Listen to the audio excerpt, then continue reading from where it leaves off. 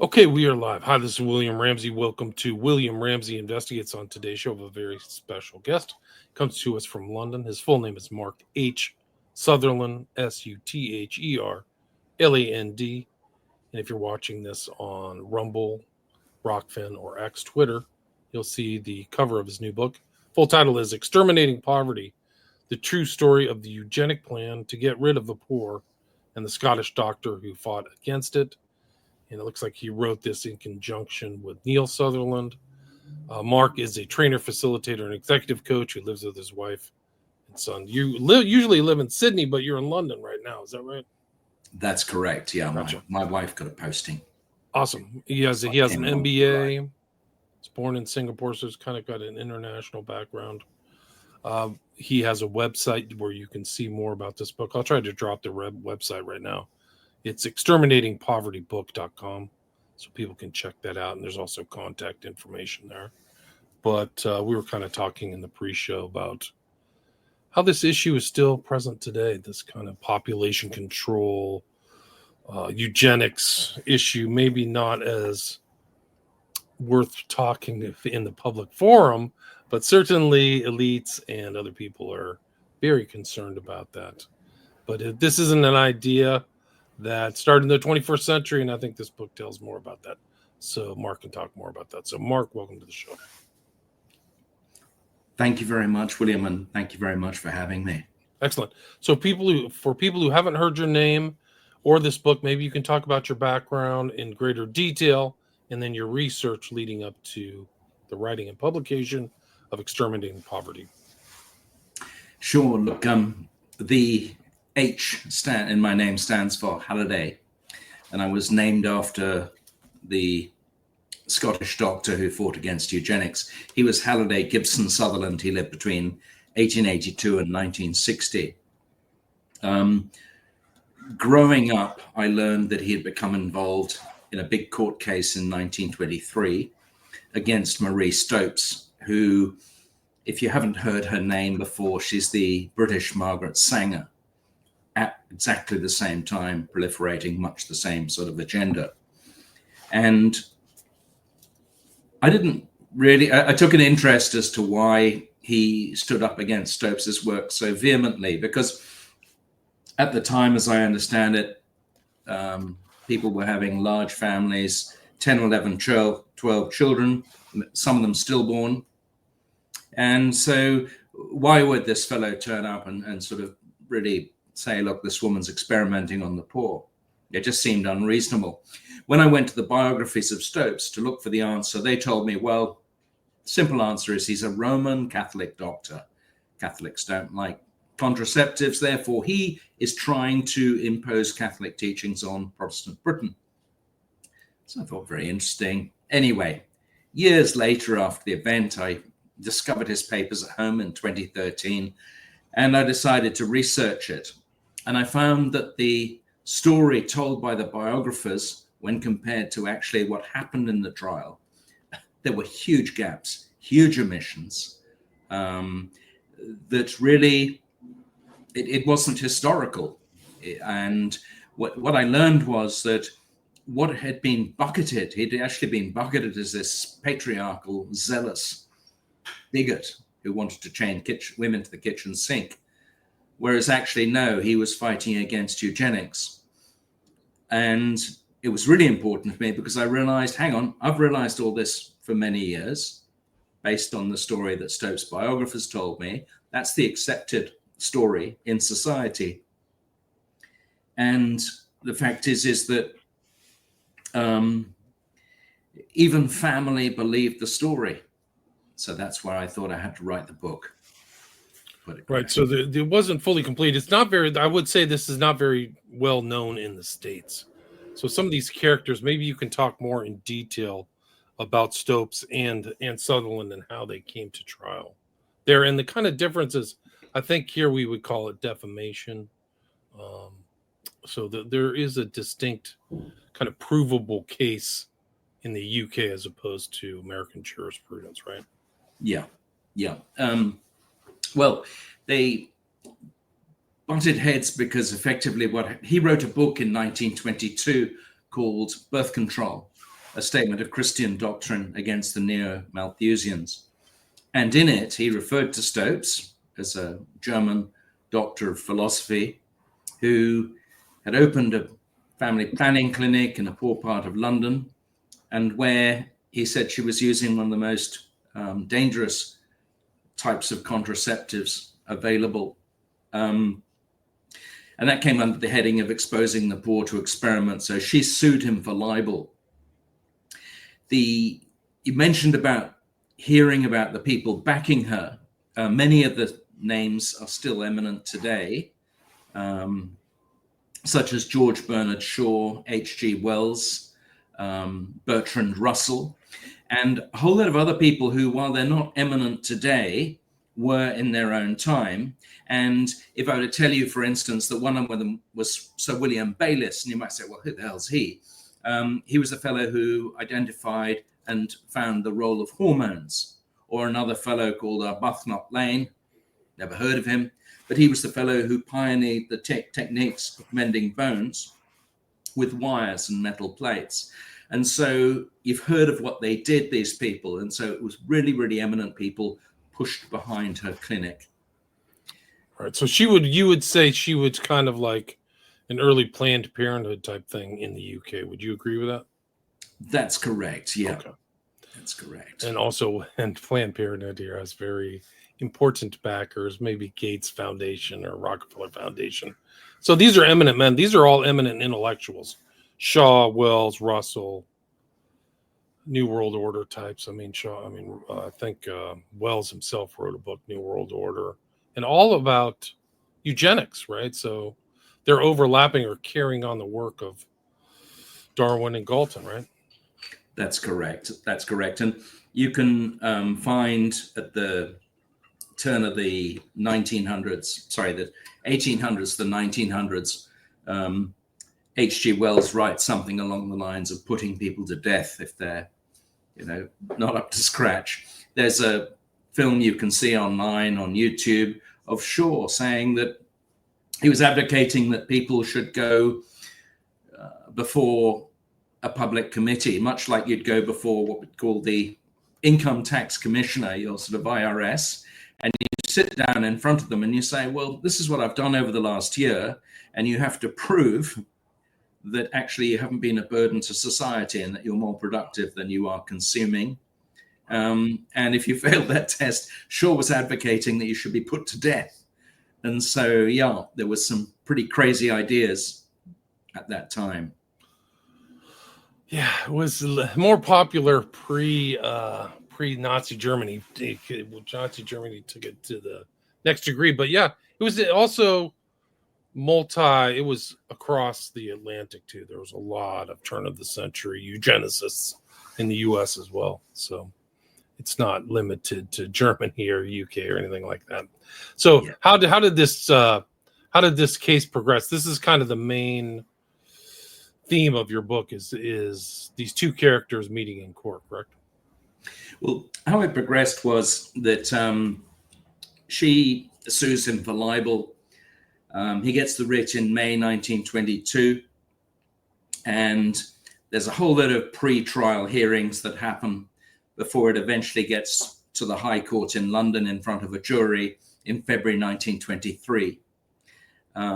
Both sides line up expert witnesses, and effectively Stopes, I think her strategy was really to have the great and the good come and say what a tremendous job she was doing, and to say that it was, when she wrote books, that it was perfectly valid as to what she wrote.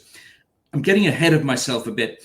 In the defamatory words in the book, Dr. Sutherland wrote that he referred to the case of Bradlaugh and Besant, which had happened about 45 years before, so I think in the 1880s.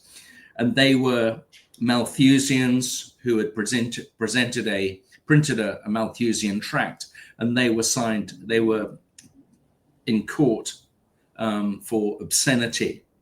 And so when I'm saying Stopes's witnesses are all saying, well, what she wrote in her books, the parts that were considered to be erotic or heading in that direction, they were saying, look, all knowledge should be known. And basically saying that she was doing a jolly good piece of work. Dr. Sutherland's witnesses, on the other hand, they came in and they were going for the defense of truth. And in defamation, he'd written something, so it's a libel. And in defamation, there are a number of defenses. And the ones relevant here was that, one, it was true. Because if I call somebody the worst crook in London, it's not fair if they are the worst crook in London and they take me to court and they can get damages for it. So if it's true, then they don't have an action that way. When you do go to trial, it's like a trapeze act, and you're sort of doing a flying trapeze, leaping from rope to rope. And what you do is you say, okay, what if that defense fails? Well, if that defense fails, we're going to have a net underneath. If we fall, what we're going to do is we're going to have a net underneath, and that is called fair comment.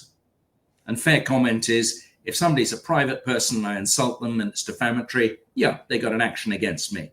On the other hand, if they're doing something of social or political importance, of public issue, it's perfectly fair that I criticize them. And so that's the machinations. Sutherland's team had to justify that she was exposing the poor to experiment. And what he said was that if you proliferate contraceptives as widely as she was doing, and with the agenda that she was doing, he was saying that you're going to run out of people. You're going to have the birth rate like we have today. And in other forums at the time, he said that the end of European civilization might be owing to a lack of European children, precisely what we're seeing. So he said it's a social experiment, and we don't know how it's going to turn out. The other thing he did, though, his team did, was to bring in a device known as the gold pin or the gold spring, which was an early IUD, which people didn't know, or experts disagreed as to whether it was a contraceptive, it would enhance conception, or if it was an abortifacient. And so take your pick. They were saying you're using this device, therefore that's experimental. And so that's the main tussle between the two sides. Right. And so how was this taken publicly? Like, this was kind of like the monkey trial. It's interesting. Her name is Stopes. It's like this. It reminds me of Snopes. But it's kind of like it was of great interest in the public as well. Is that correct? That's correct. That's correct. And also particularly since she was known as the author of a book in 1918, best-selling book, perennially best-selling book called Married Love, in which she discussed issues such as contraception, such as the relationships between men and women, and so on and so forth. So there were, she was known, had a bit of a sort of risque aura to her name. So for instance, if you go to sort of West End of London, around the seedier parts, around Brewer Street, Soho, or something like that, you would see bookshops, and they would have a finger pointing upwards, and then they would say, and then they have a picture of a cervical cap, and they'd say, use the, you can buy the devices of Dr. Marie Stopes here, and stuff like that. And so there was a sort of a bit of a racy edge to her work, and that would have caused a lot of interest. Right, so that was the choices back then, was a cervical cap or an IUD. This is pre-pill, obviously. So my research at the time showed that with the exception of the oral contraceptive pill, there was huge variety of contraceptives available.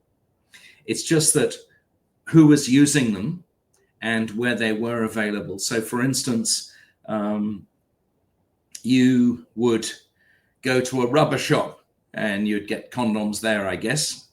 I I don't know what happens in the United States, but there's a sort of a nudge and a wink joke that when you go to a barber, the barber, when he finishes, sort of dusting you off, setting your jacket straight, he sort of says, "Something for the weekend, sir."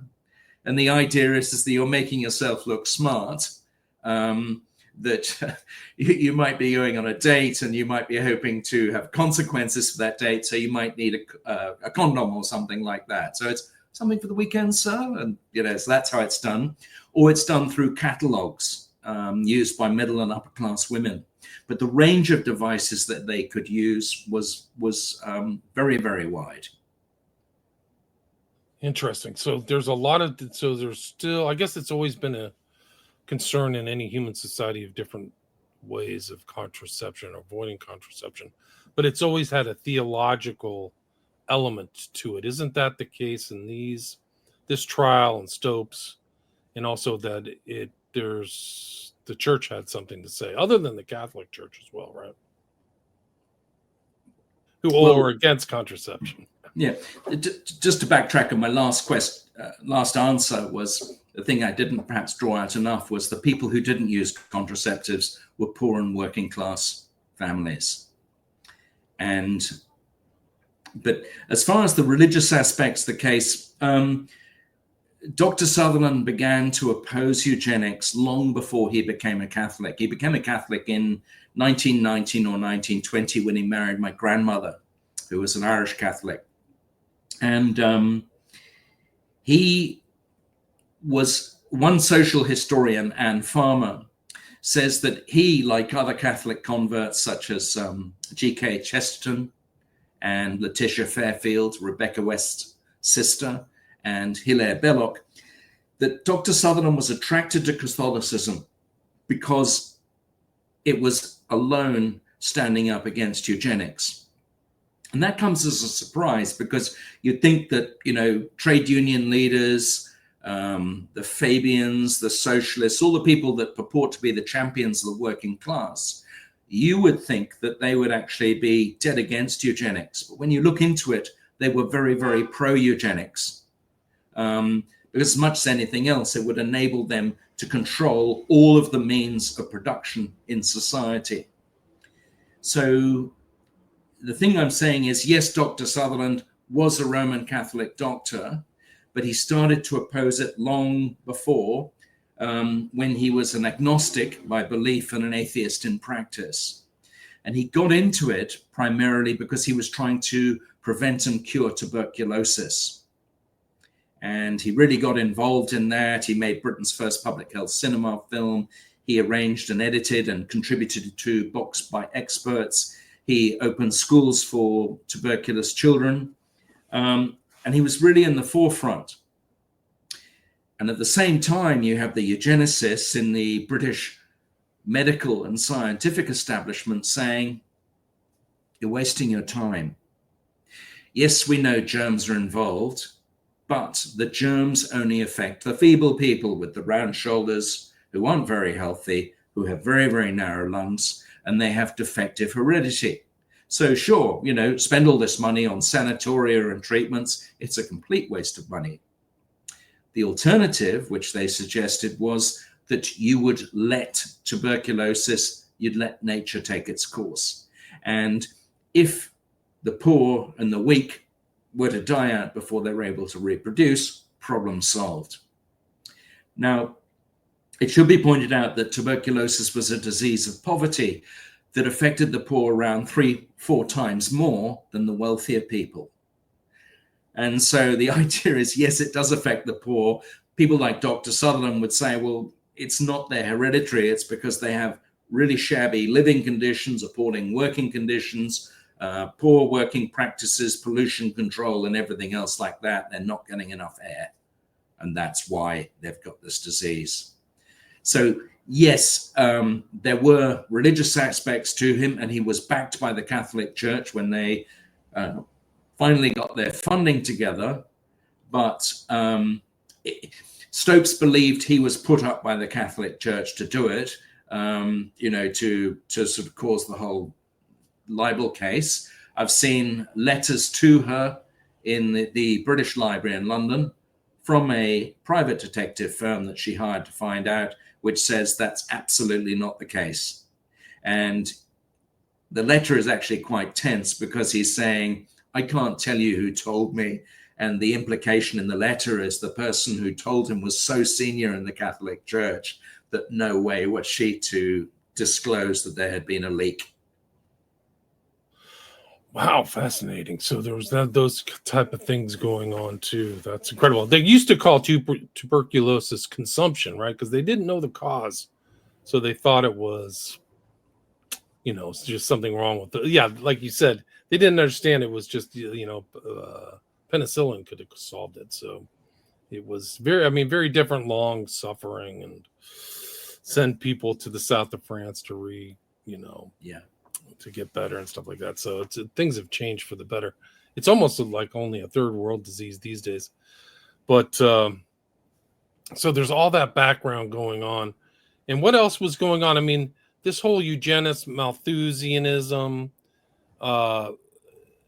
Galtonism. I mean, these people promoting it mostly were atheists, right? Would you agree with that? That's correct. And I think Charles Darwin's book Origin of Species, and it being pushed by, I can't remember which Huxley, but really pushed atheism. People had a belief in God, and all of a sudden you're descended from the apes. And you can see it in the, all sorts of measures, such as people getting vocations to become Anglican priests. If we're descended from the monkeys, there isn't a God, basically. And they had a very materialist society. And it's interesting too, because Darwin's work, when he said that he was inspired by Thomas Robert Malthus, the Reverend Thomas Malthus, who expounded his theory of population in the late 1700s. And he effectively said, look, the population increases beyond the carrying capacity of the land. And then unless people abstain from sex, or they do things such as contraceptives where they don't want the products of sex, if you don't have those two brakes preventing the vehicle moving forward, you go over the cliff. And the cliff is the Malthusian disaster, by which populations increased. We're scrambling for resources.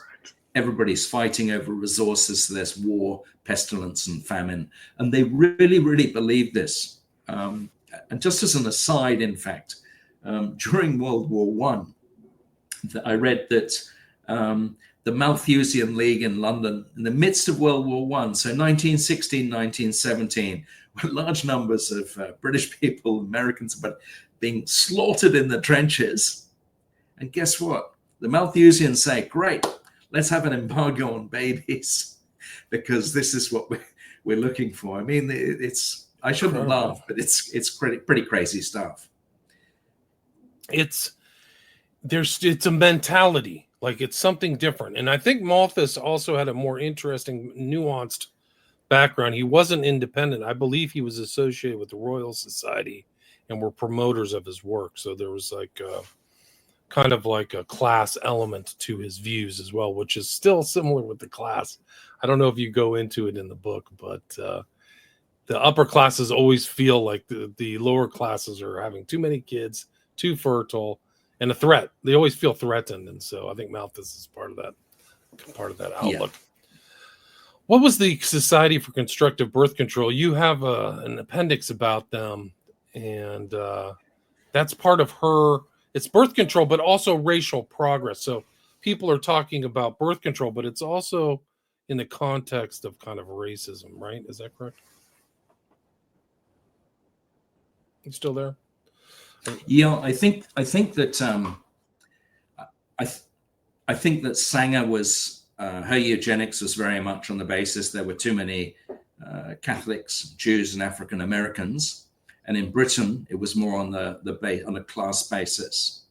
Though there were racial aspects of it as well. I mean, when we talk about racism today, we think of skin color racism, but the fact of the matter is that you just have to read the writings about Galton and the way he writes about the Irish.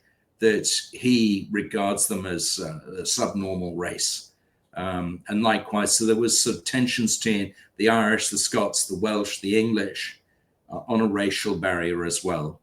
So there was that back lot into it. So that is definitely an element of it. And I mean, was this, I mean, what was your research like to go into to get all the case information regarding Stopes and v. Sutherland? I mean, what was it like going to do that research? Look, it was really, really wonderful. I normally live in Sydney, and it was great when I got over here to have a project to work on with my brother, to spend days in the Wellcome Institute, British Library, and then catch up for curry and a couple of beers and then go back and do it the next day. So that was very enjoyable. From when I saw the skullduggery that took place in the court case, such as Stopes amending witness statements that have been signed, sealed, and delivered, ready to go. And she writes to her witness and said, I prefer you actually to remove the part of the gold spring or whatever like that. It was amazing because, I literally had some tingles down my spine of like, wow, my grandfather would really have loved to have seen the documents that I was looking at. The other thing is there's a lot of material that still exists today. Stopes, she's a bit of a megalomaniac, as in a bit of a megalomaniac. And she didn't throw anything out. And so I was finding billing slips for the solicitor. I was finding documents of the court transcripts with her comments in the side, sort of blaming this person or that person. And so it was just really, really enjoyable experience to be in such really fine libraries and bring it alive. It was very difficult because the materials were in London and I was in Sydney. But that's where my brother Neil Sutherland really came to the fore by going to, the Westminster Archdiocese, organizing which documents we'd look at in the Wellcome Institute. So when I was over there. The other thing is too that finding my grandfather's papers with this in mind really gave me a purpose to go through and to get to know about his life a lot more and see the original documents. It was a wonderful experience. Having said that, I think fiction works are good because you can make stuff up. Whereas in this one, I was very aware, a grandson of the Scottish doctor named Halliday. If I saw my name on the front cover, I think, this guy's going to be completely biased. And so what I did was I thought, well, I'm going to cite documents. I'm going to give chapter and verse. And so in 320 pages, there are 700 or so, just shy of 700 citations. And also what I've done is no one knows me as a historian. And so if I opine this or I say my interpretation is that, no one cares. But what I do is I tell a narrative history. And so I bring people in the court and they can see the court transcripts. And rather than boring, there's a real cut and thrust. I comment so that people can sort of get the inside baseball as to actually what's happening. But yeah, it really sort of say to anybody, say the disciples and biographers of Stopes who say, well, we don't believe you. I'm saying, well, don't I'm losing you a little bit there. Don't argue with me, right? Me. So she still has argue with Stopes because I've cited what she said. I've given. Right. Let's turn off the cam. Let's see if we can turn off your camera. Maybe that'll help with the connection. One of the interesting things that where did you find? I don't know if you can hear me now, but where did you find Holiday Sutherland's writings? Were they left to a university, or were they kept in the family?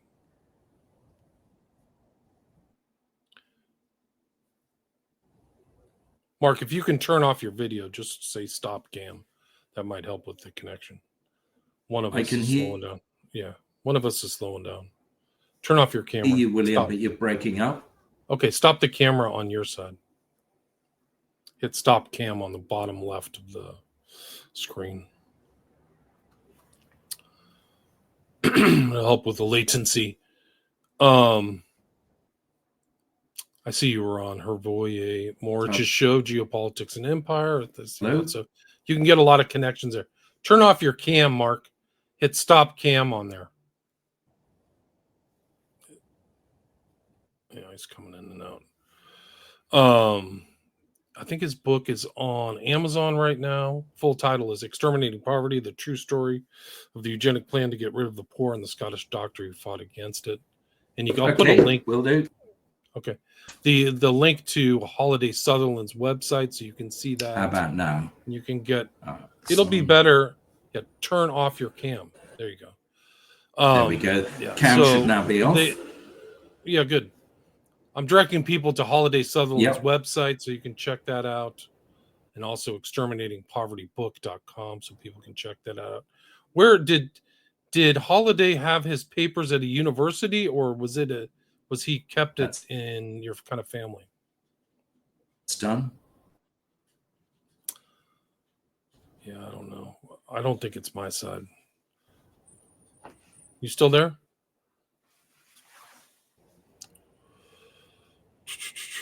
Anyway, there's also the book is on Amazon. Yeah, I'm still here, but you're okay. Yeah, slowing down. What I'll do is I will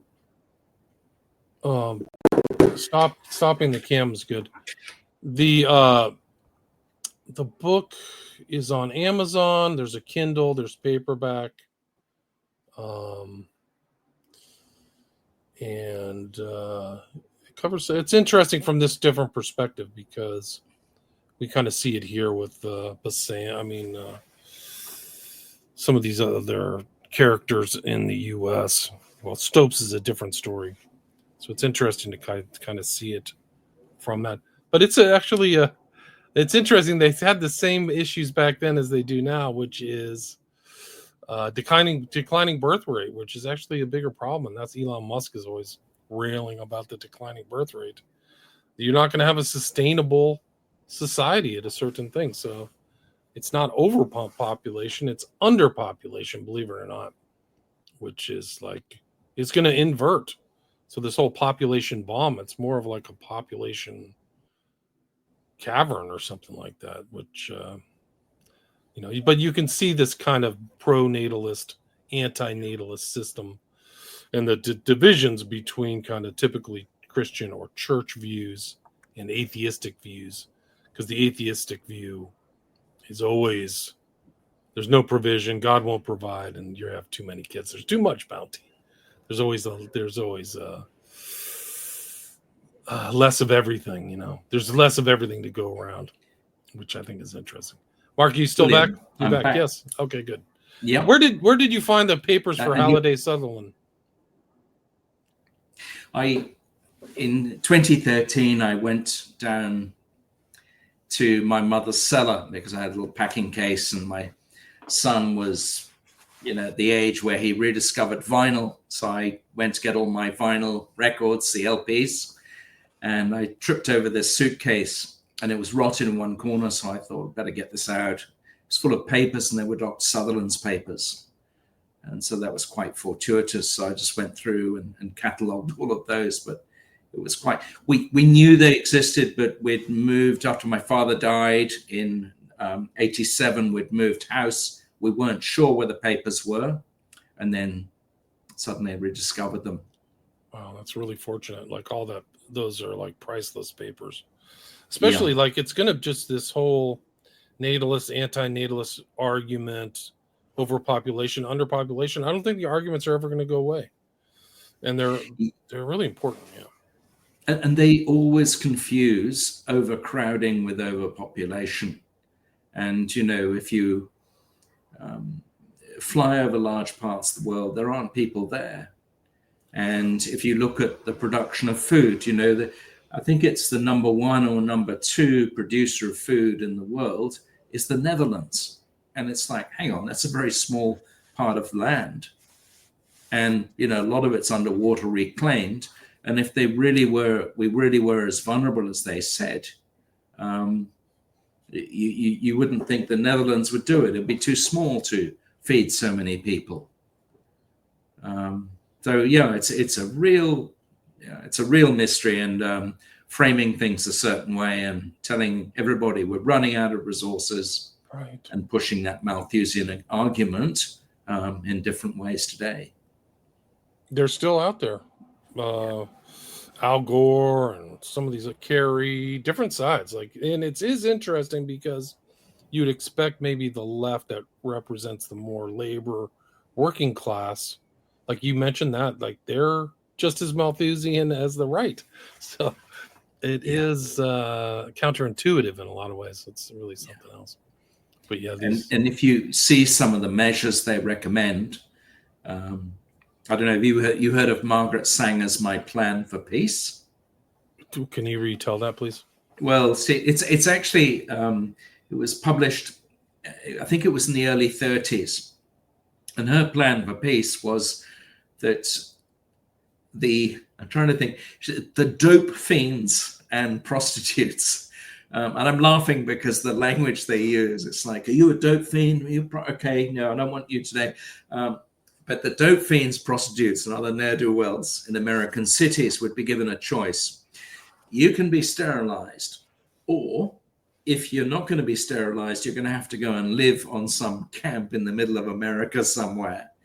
And they would be given activities to do. They would be segregated, the men from the women, to ensure that they didn't have any children. And the idea was that a lot of the dope fiends and prostitutes would say, actually, I want to stay in the city. They would be able to have sex, but they wouldn't reproduce. And so this is how these numbers would be controlled. Now, what's interesting is she talks about in her paper about there being 5 million guards against the denigration of American society. So you're thinking, hang on, is that the number of inmates, or is that the number of people guarding the inmates? And it is completely nuts. But then, you see him from time to time on chat shows, even on Australian television, Paul Ehrlich, Fated. You read his book. Yeah. And he suggests they put sterilizers in the water. Right, without consent. Yeah, it's really incredible. And he says, I didn't advocate it. It was just an idea. But people are always having ideas. And it sets other people up to go and actually implement them. Yeah, no question. I think Ehrlich is very irresponsible. Population bomb and the paranoia and all that stuff. And there's, like you said, through. Yeah.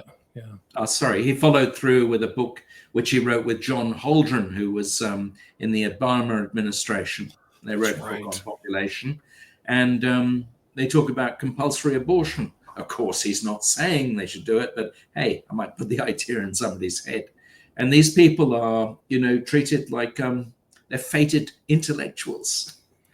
Yes. Quite remarkable. Yeah, very not seen as crazy, anti-human people, but hey, these are great ideas. But like I said, people who advocate for this, they have a different view. They always see people with too many kids these days as like festering burden and all this other stuff. It's really something else. But they didn't, it's not just from the 21st century. It goes all the way back through this stuff, the Stopes trial and Sutherland, and these arguments and these juxtapositions are still there. But Mark, we are at the 40-minute mark. Is there anything you'd like to add or anything I missed? Just I haven't mentioned the differential birth rate, which was the real thing that gave Malthusianism and eugenics its oomph at the beginning of the 20th century. And what the differential birth rate was that Britain's population doubled between 1800 and about 1880. And from about the mid-1880s onwards, the birth rate started to fall. It wasn't evenly represented across all classes. And so what you had was the upper and middle classes having fewer children, but the working classes and the poor, they were having the same number of families. And so eugenicists, Malthusians, were really fretting that the next generation, over one half of the numbers of the next generation, were being produced by the lowest quarter in the society. And they called it racial degeneration or even race suicide. And that's really what gave it the oomph and some urgency as to we have to act now. But other than that, no, thank you so much for having me. If people, want to have a look, Exterminating Poverty book, or get the book, or if they go to HalidaySutherland.com, what I will do is I will do show notes for this show where I'll give, the evidence for the things I'll say, links to Sanger's My Plan for Peace and stuff, so that people can really see this stuff for itself.